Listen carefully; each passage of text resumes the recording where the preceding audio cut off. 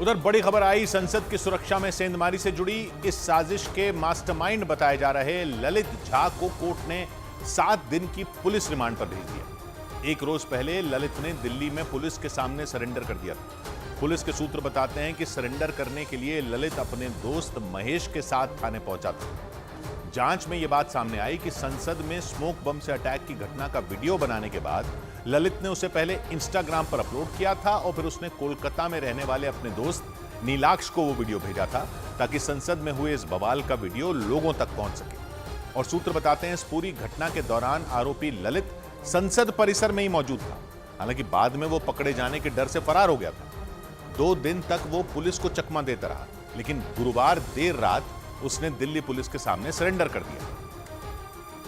और सूत्रों के मुताबिक पूछताछ में उसने ये कबूल कर लिया कि उसके इशारे पर ही संसद में स्मोक कलर अटैक की साजिश रची गई थी। 3 दिन पहले 13 दिसंबर को संसद की सुरक्षा में सेंध लगाई गई थी। एक ही वक्त पर संसद के अंदर और बाहर ललित के साथियों ने बवाल कर दिया था। घटना के वक्त संसद के अंदर लोकसभा में बीजेपी सांसद खगेन मुर्मू अपनी बात रख रहे थे। तभी विजिटर गैलरी यानी दर्शक दीर्घा से आरोपी सागर और मनोरंजन नीचे कूद गए और वहां हंगामा करने लगे थे। पकड़े जाने से पहले उन्होंने जूते में छिपाकर रखा कलर स्प्रे निकाला और उसे हवा में उड़ा दिया। ठीक उसी समय संसद के बाहर भी ललित के 2 साथी नीलम और अमोल को हंगामा करने के आरोप में पकड़ लिया गया। लेकिन इस पूरी साजिश का मास्टरमाइंड बताया जा रहा ललित फरार था। 2 दिनों तक पुलिस उसकी तलाश में हरियाणा और राजस्थान की कई जगहों पर छापेमारी करती रही। लेकिन पुलिस तब हैरान रह गई जब गुरुवार देर रात ललित ने थाने में सरेंडर कर दिया। पुलिस सूत्रों के मुताबिक वो महेश नाम के अपने दोस्त के साथ पुलिस स्टेशन पहुंचा,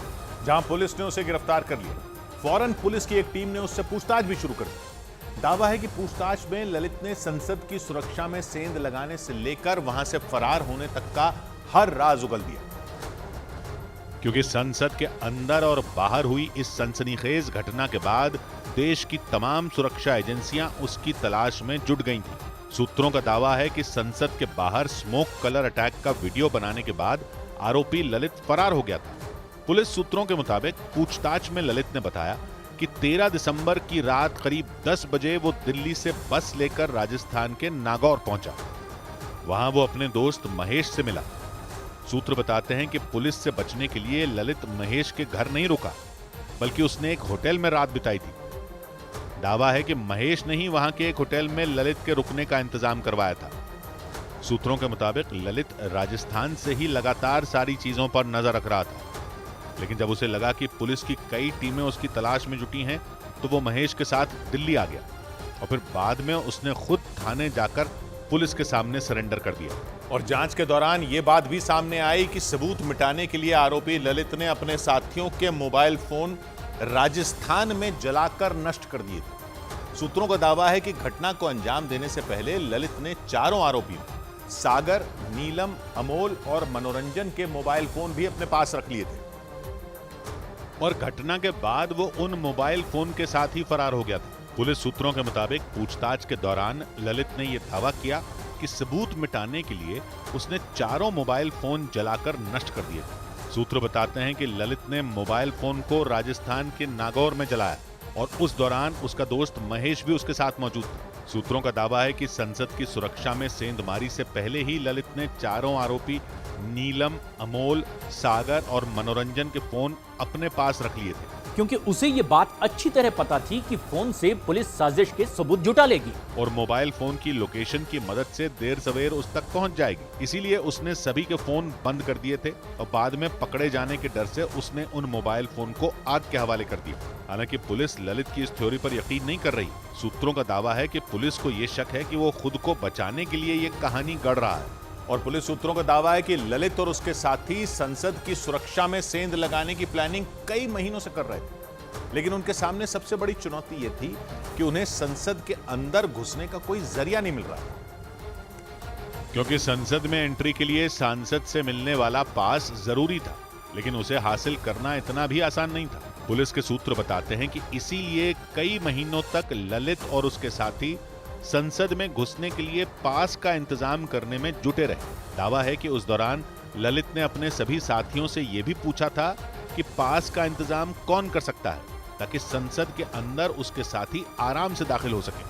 पुलिस की जांच में इस बात की भी जानकारी मिली कि ये सभी आरोपी एक social media page Bhagat Singh fan club से जुड़े हुए थे और घटना को अंजाम देने से करीब 1.5 साल पहले कर्नाटक के मैसूरू में मिले थे।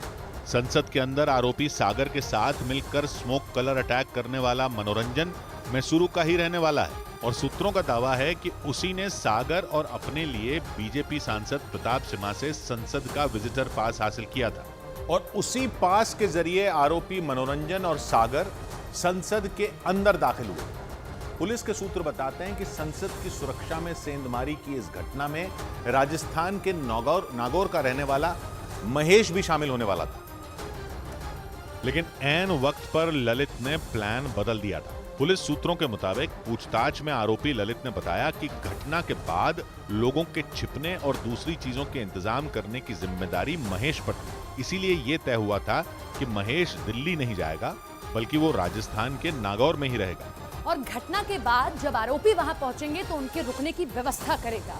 हालांकि संसद के अंदर और बाहर हुई इस घटना के बाद पुलिस ने 4 आरोपियों को गिरफ्तार कर लिया था। सिर्फ आरोपी ललित ही दिल्ली से नागौर पहुंच पाया था। इसके बाद महेश ने उसके ठहरने का इंतजाम करवाया था। इसीलिए पुलिस महेश को संसद की सुरक्षा में सेंध लगाने की साजिश में बराबर का भागीदार मान रही है। महेश राजस्थान के नागौर जिले का रहने वाला है और वो वहां मजदूरी करता है। सूत्र बताते हैं कि महेश लगातार इस साजिश में शामिल आरोपियों से बात भी करता था, लेकिन दिल्ली पुलिस के पैरों तले जमीन तब खिसक गई जब यह पता चला कि ललित ने संसद की सुरक्षा में सेंध लगाने के लिए प्लान बी भी तैयार कर लिया। पुलिस सूत्रों के मुताबिक ललित ने संसद के बाहर स्मोक कलर अटैक करके हंगामा खड़ेने के लिए एक दूसरा प्लान भी बनाया था और उस प्लान बी के तहत अगर नीलम और अमोल अपने काम में फेल हो जाते तो वहां प्रदर्शन के लिए महेश और कैलाश नाम का एक और शख्स तैयार था। मतलब ललित ने संसद के बाहर हंगामा खड़ा करने के लिए पूरी तैयारी कर रखी थी। सूत्रों के मुताबिक पूछताछ के दौरान ललित ने यह दावा किया कि नीलम और अमोल संसद के पास नहीं पहुंच पाते तो कैलाश और महेश घटना को अंजाम तक पहुंचाते और प्लान के तहत वो दूसरी तरफ से आते और मीडिया के कैमरे के सामने स्मोक कलर अटैक करते। मतलब इस घटना के वक्त न सिर्फ ललित संसद परिसर में मौजूद था बल्कि कैलाश और महेश भी आसपास ही पूरी घटना पर नजर बनाए हुए थे। महेश वही है जिसके साथ ललित ने थाने में सरेंडर किया। आरोप है कि महेश ने ही राजस्थान के नागौर में ललित को पनाह दी थी। सूत्र बताते हैं कि पूछताछ में कैलाश का नाम सामने आने के बाद पुलिस ने उसे भी हिरासत में ले लिया। पुलिस की टीम कैलाश और महेश से पूछताछ कर रही है ताकि पूरी साजिश से पर्दा उठाया जा सके। और इसी दौरान लखनऊ के रहने वाले आरोपी सागर के घर से यूपी एटीएस की टीम को एक सीक्रेट डायरी मिली। सूत्रों का दावा है कि सागर की डायरी से संसद की सुरक्षा में सेंध लगाने की साजिश से जुड़े कई रहस्यों से पर्दा उठ सकता है, क्योंकि आरोपी सागर के घर से जो डायरी मिली उसके पन्नों में बहुत कुछ ऐसा लिखा है जिसे डिकोड किया जाना बाकी है। इसीलिए पुलिस के सूत्र ये दावा कर रहे हैं कि सागर की डायरी में लिखी बातें साजिश की बिखरी हुई कड़ियों को जोड़ने में मददगार हो सकती हैं। न्यूज़ 18 की टीम को सागर की डायरी के कुछ पन्ने मिले। उनमें एक पन्ने पर लिखा था, घर से विदा लेने का समय नजदीक आ गया है। एक तरफ डर भी है और दूसरी तरफ कुछ कर गुजरने की आग भी दहक रही है। इसी तरह की कई और बातें भी डायरी में लिखी नजर आई। डायरी के अलावा यूपी एटीएस को सागर के हाई स्कूल पास होने का प्रमाण पत्र भी मिला और उसकी जांच की जा रही है। सागर पर संसद की सुरक्षा में सेंध लगाने का आरोप है, लेकिन घर वालों का दावा है कि उसे फंसाया गया है। उन्होंने कर्नाटक के मैसूरू के रहने वाले आरोपी मनोरंजन पर सागर को बहकाने का आरोप लगाया। सूत्र बताते हैं कि बेंगलुरु में 2 साल रहने के दौरान सागर ललित और मनोरंजन के संपर्क में आया था और सूत्रों के मुताबिक पुलिस की पूछताछ में यह बात भी सामने आई कि आरोपी सागर ने संसद में कलर स्प्रे ले जाने के लिए खास तरह के जूते बनवाए। मतलब सदन के अंदर स्मोक कलर अटैक करने के लिए आरोपियों ने खतरनाक साजिश रची थी और उसी साजिश के तहत आरोपी सागर और मनोरंजन जूतों में कलर स्प्रे छिपाकर संसद के अंदर पहुंचे थे। पुलिस एफआईआर के मुताबिक आरोपी सागर ने जिस जूते में कलर स्प्रे छिपाया था उसमें एक्स्ट्रा पैडिंग की गई थी। मतलब जूते के सोल को इस तरह से मोटा बनाया गया था कि उसमें कलर स्प्रे आसानी से छिपाया जा सके। एफआईआर में इस बात का भी जिक्र है कि आरोपी सागर ने एक नहीं बल्कि 2 जोड़ी जूते लखनऊ से बनवाए थे। आरोप है कि उन्हीं जूतों में दोनों कलर स्प्रे छिपाकर सदन के अंदर पहुंचे थे। मतलब उसने अपने साथी मनोरंजन के लिए भी जूते तैयार करवाए थे और बाद में पकड़े जाने से पहले दोनों ने वहां स्मोक कलर अटैक कर दिया था। ये बात भी सामने आई कि जांच एजेंसियों ने दोनों आरोपियों के जूते और मोजे फोरेंसिक जांच के लिए भेज दिए। और तो और दिल्ली पुलिस आरोपी सागर, मनोरंजन, नीलम और अमोल को लखनऊ ले जाने की तैयारी में है ताकि उस दुकान की पहचान की जा सके जहां से सागर ने खास तरह के जूते बनवाए थे।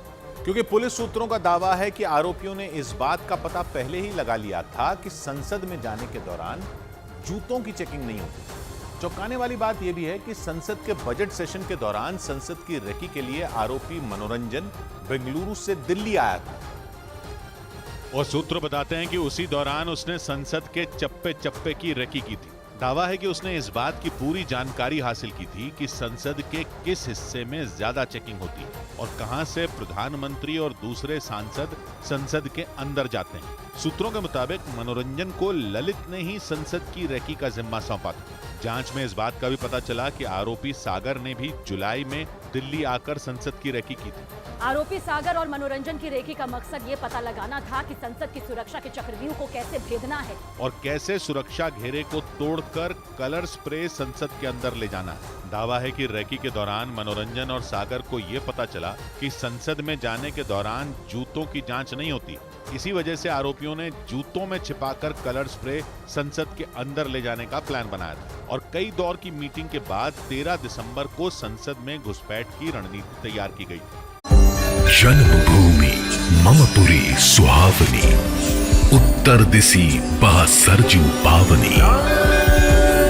अयोध्या करोड़ों की आस्था का केंद्र, भव्य राम मंदिर का दिव्य स्थल। इस पुण्य भूमि पर होगा सबसे बड़ा उत्सव। अयोध्या में तय है श्री राम महापर्व। सिर्फ न्यूज़ 18 इंडिया पर।